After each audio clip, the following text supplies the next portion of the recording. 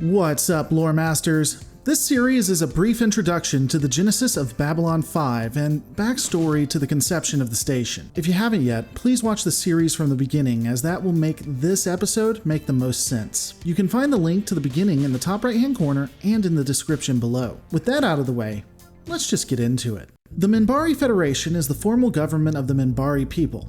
Shocker, I know. This includes the homeworld of Minbar, outer colonies, and other protectorates. It is governed by the Great Council, with the leader known as the Chosen One. Because there is definitely no connection between Babylon 5 and Star Trek, the Minbari would be among the eldest of the known races. Though it is revealed that there are even older races that had come before, making the Minbari the eldest of the youngest races. Because the Minbari are totally not the Vulcans, early Minbari history shows intense fighting that includes civil war after civil war. Violence would ultimately become institutionalized as a part of a working government that formed from these civil wars. In a cultural event that sounds good in theory but doesn't make a lot of sense when you break it down, after every war, or in the middle of the war, the leaders of both factions would come together and walk into something called the Starfire Wheel. The Starfire Wheel, little better than a Futurama suicide booth, would filter radiation down into it, slowly getting worse and worse until it vaporized all whom were within it. The symbolism of this device is wonderful, showing that both sides were willing to go through the suffering that their people endured, getting either burnt to crisp or even dying for the cause. This process could even decide the future leader of the warring factions and shape the future of Minbar, regardless of who was actually winning the war. Which does open up a question: why even have the war? Why have the people die if the leaders would ultimately play a glorified game of chicken to see whom would win? I'm sure there's some explanation that you guys will let me know in the comments below. The Minbari would continue and participate in the First Shadow War. Now that war is outside the scope of this video and will be discussed later, but ultimately the takeaway from the war is the introduction of Valen. Valen would bring logic to the people, uniting and helping them suppress their inner rage and... Whoops, wrong series, sorry. Valen would unite the people, creating the Grey Council and placing members of all three castes upon it: warrior, religious, and worker castes. He would create the rule that no Minbari shall harm another and redirect the aggressions of the Minbari people to outer threats. The Minbari experienced an unprecedented era of peace after this. This era would be known as the 1,000 Years of Peace, even though every resource I found says it was more like 900 years. The Minbari's technology would exponentially grow, the castes falling into their respective roles. The warrior caste protected the Minbari people. The religious caste utilized their religion to bring more people under the Minbari Federation, and sometimes helping those who would need it. They were also very good at diplomacy. And the worker caste would be abused, overworked, and ultimately ignored by the two others. My god. It's like the present day. Even with the religious caste helping quote-unquote lesser races and the probable meeting and trade agreements with major interstellar powers like the Centauri, the Minbari ultimately were very isolationist. They would opt to stay within their own borders generally and not interact with many other species. Isolationist as they were, Dukat, the chosen one of the time, pushed for interactions with the Earth Alliance. The Great Council voted him down, and the Minbari continued to stay elusive of the humans. This would end when Minbari ships encountered Earth Force vessels. In what should be deemed as the Minbari Hello, the Minbari would approach the ships with their gun ports open. Now this is akin to a new neighbor bursting into your house with a shotgun raised to your head. So, you know, completely logical. And Earth Force would react in what should be known as the Burnham Greeting. The humans would freak the fuck out and begin firing on the ships without any understanding of what was going on, nor any attempt to begin a dialogue or diplomacy.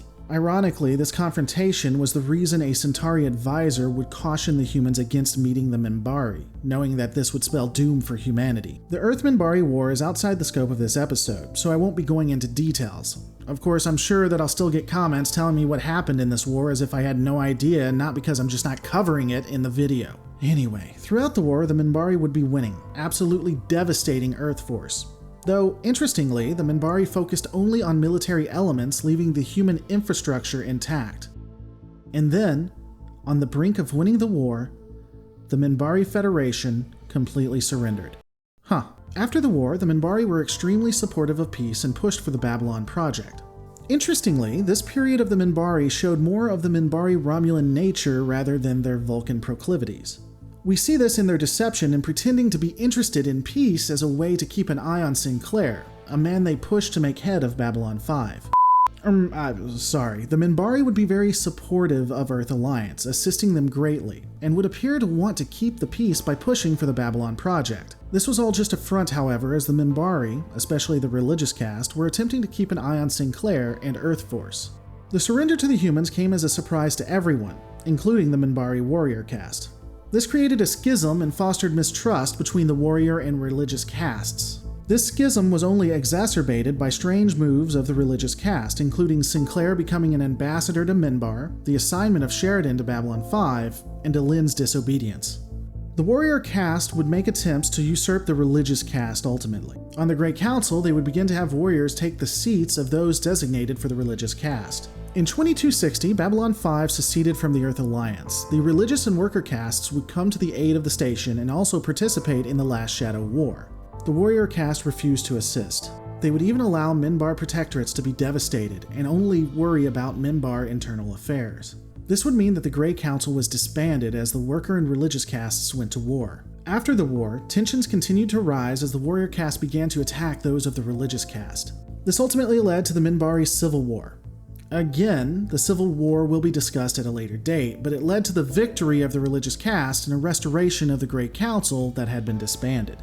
However, unlike before, the worker class was given the majority of power, having 5 members, more than the other 2 castes. Communism wins the day!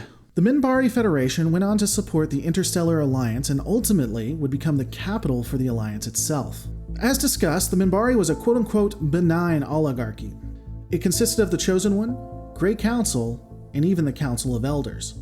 Though ultimately, the Great Council would have the most power within the Minbari Federation.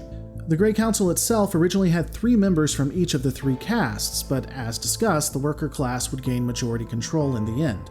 The Minbari Federation included the homeworld of Minbar, along with up to 14 other colonies. The Minbari would also have protectorates such as the Norsai and other races.